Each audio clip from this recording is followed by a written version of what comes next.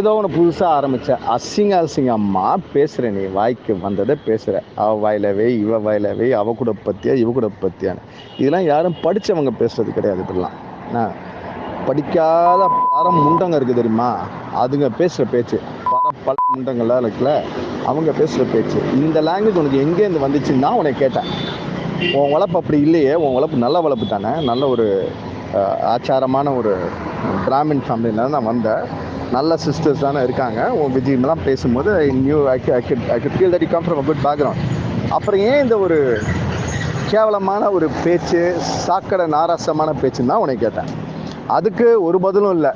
So you feel you're entitled to say whatever you want just because you have a suspicion and you will call it a prank at the end of it, is it?